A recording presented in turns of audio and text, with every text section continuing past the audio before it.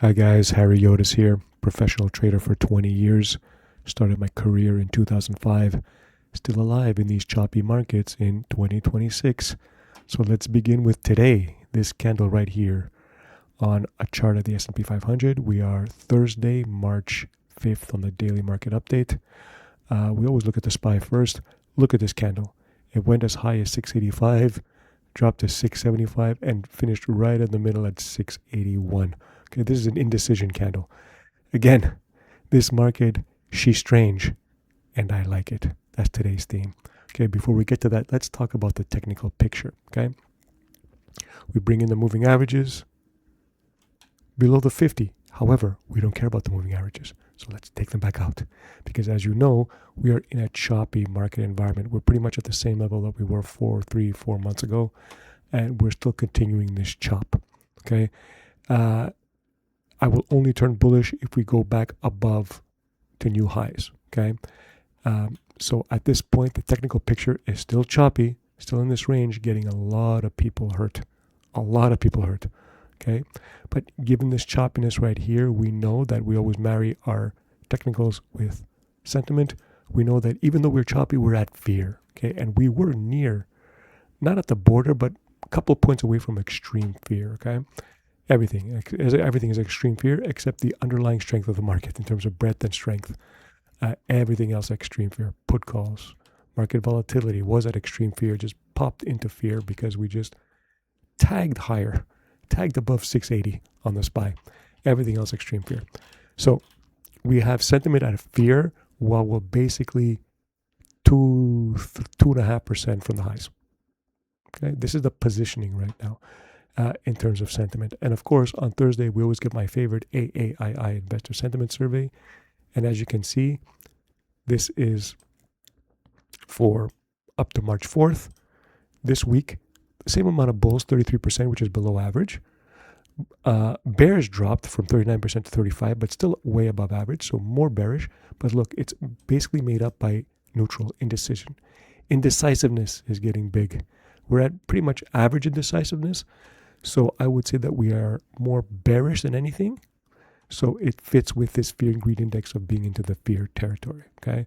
So this just confirms the fact that we're not even close to being optimistic in this market. This bull market is the least optimistic market I've ever seen, like in my life. Maybe that's an exaggeration. I'll have to go back into the data analysis on that. But yes, it's one of the very rare times when this market is still very fearful at highs. And it's because, she's strange. It's a very strange market. Everything keeps getting thrown at it. Okay. But before we get there, guys, please like and subscribe if you like what you hear and leave a comment. I really appreciate it. It helps with the YouTube algorithm. Okay. Before we continue, we had one macro event that we should look at. Every Thursday, we have the initial claims to 13,000. Same as last week. No problem here. Okay. Last time we saw the ISM manufacturing increasing for 2 months in a row. We saw services increasing. So we have the economy doing well. And yet, mass amounts of fear at lows. Okay, huge indecision candle.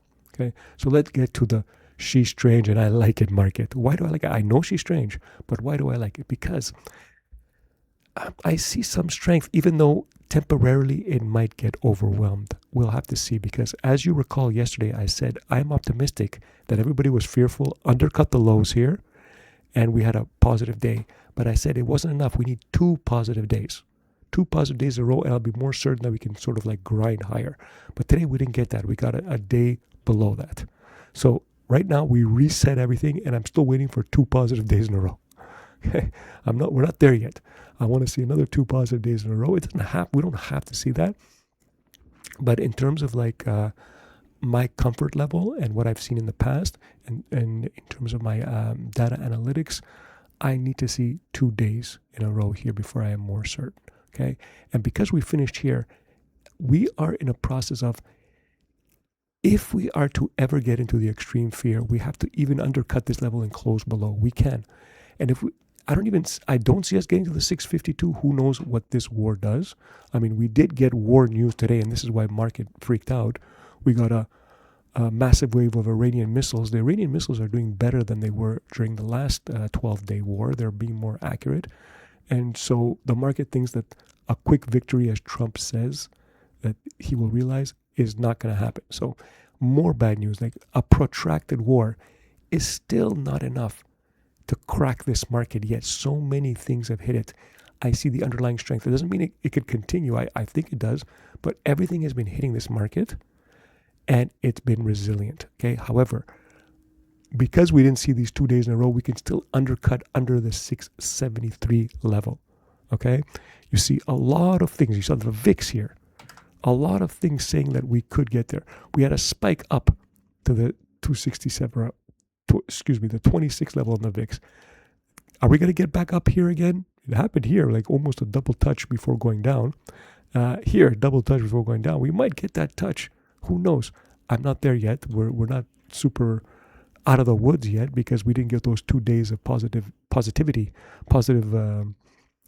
market moves in succession. So I don't know yet. Okay, this is why it's so up in the air. Okay, we also have, if you look at rates, because everybody thinks that a protracted war will make oil stay high, which yes, oil has stayed high, but it will get yields to be higher because inflationary pressures will mean that the Fed cannot lower rates, so yields will stay higher. But look, yields are just barely higher.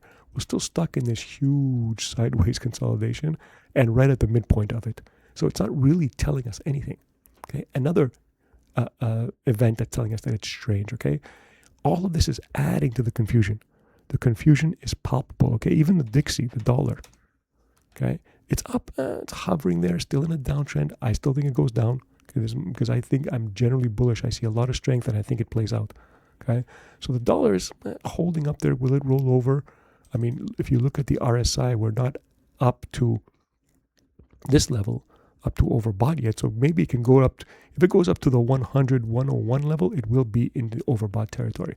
And that could serve as resistance after a big rally. So yes, the dollar could go up. Okay.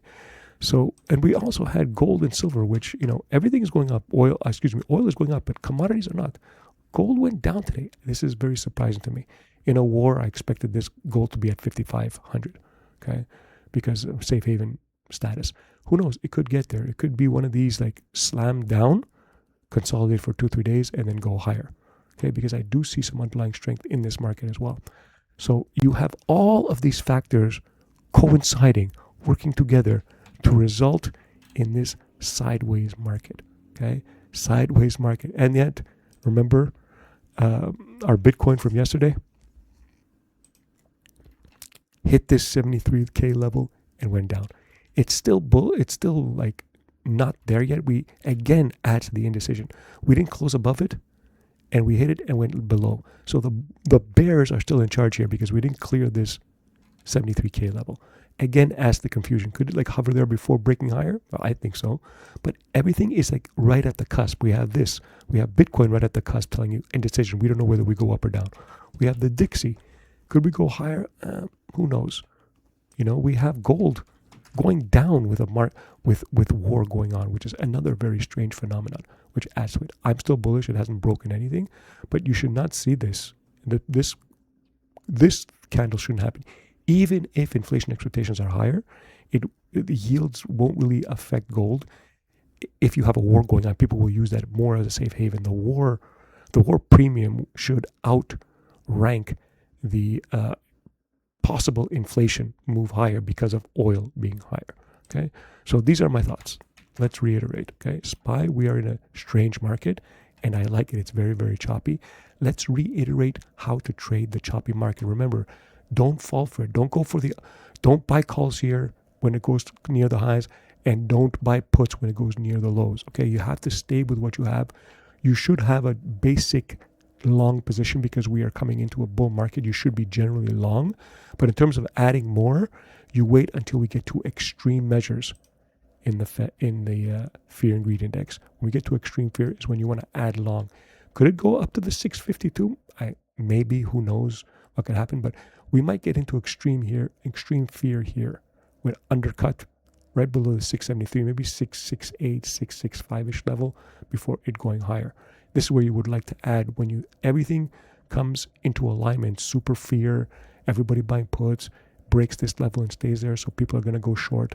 It might roll over for a couple of days, but then it goes higher because overall, I think at the end of the year, this market finishes higher. So That's it, guys. Let's look forward to tomorrow and what the day, and of course, Friday, last day of the week. Crazy first week of March. And let's see how it plays out. Later.